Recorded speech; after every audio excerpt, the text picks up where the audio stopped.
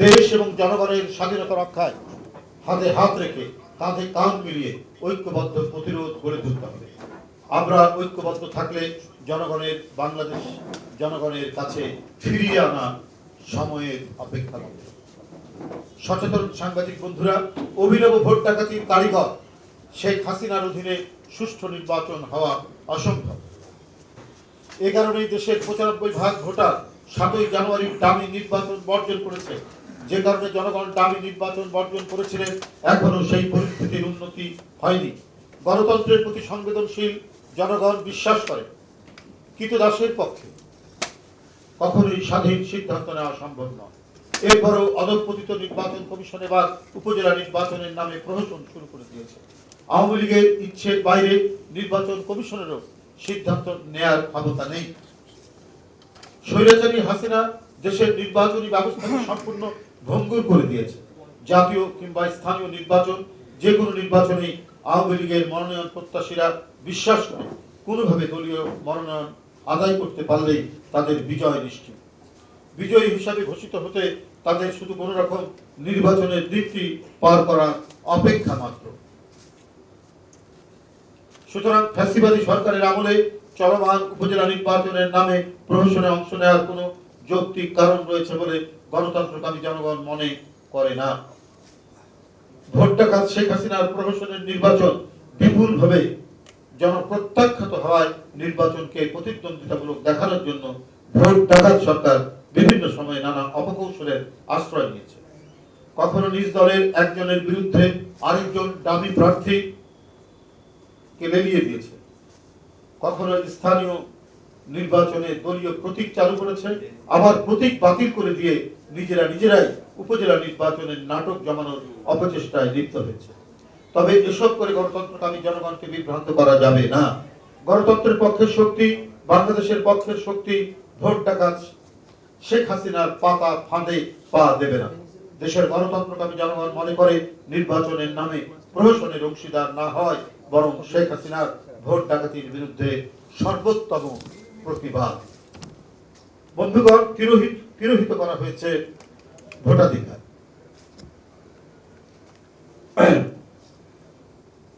ভোটাধিকার, মানবাধিকার, কথা বলার স্বাধীনতা। এই দ্বিতীয় বাকশালী সরকারের দণ্ডমুণ্ড শেখ হাসিনা সকল রাষ্ট্রীয় প্রতিষ্ঠান, রাজনীতি, অর্থনীতি, ধর্মীয়, সামাজিক মূল্যবোধগুলোকেই বিনষ্ট করে দেয়নি। ভবিষ্যতে একটি নতজানু পরগাছা প্রজন্ম তৈরি করতে দেশের শিল্প, সংস্কৃতি, শিক্ষা ব্যবস্থাকেও সুকৌশলে ধ্বংস করে দেওয়ার অপতৎপরতায় লিপ্ত রয়েছে।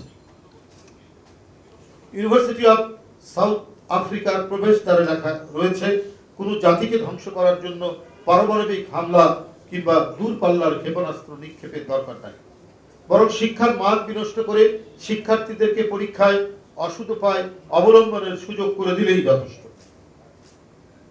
এই কথাটির তাৎপর্য বোঝার জন্য বাংলাদেশের বর্তমান শিক্ষাঙ্গন এবং শিক্ষা ব্যবস্থায় হতে পারে একটি নির্মম উদাহরণ। অটোপাস, অবাধ নকলের সুযোগ আর ক্যাম্পাসগুলোকে ছাত্রলীগের সন্ত্রাসীদের নিরাপদ আস্তানা বানিয়ে ইতিমধ্যেই একটি প্রজন্মকে বিভ্রান্তির বেড়াজালে আবদ্ধ করে ফেলা হয়েছে। এখন আবার কোমলমতি শিক্ষার্থীদের উপর চাপিয়ে দেওয়া হয়েছে বাংলাদেশের আবহমান কালের ধর্মীয়, সামাজিক, সাংস্কৃতিক মূল্যবোধের সঙ্গে সংস্রবহীন বিতর্কিত এক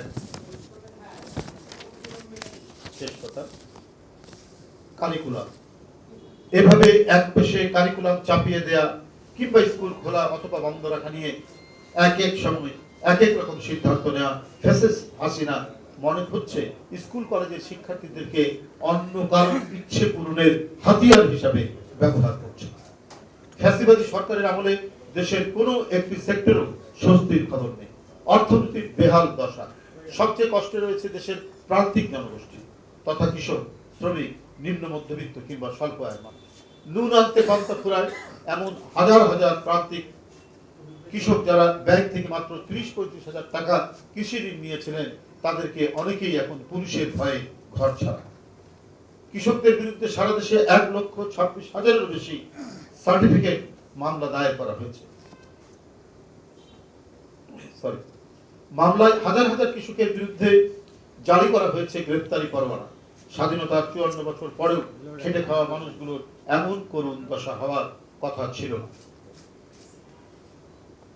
ফ্যাসিস্ট সরকারের সকল ক্ষোভ আর প্রতিহিংসা যেন দেশের কৃষক, শ্রমিক, গরিব, মেহনতি মানুষ আর বিরোধী রাজনৈতিক দল এবং মতের মানুষের বিরুদ্ধে।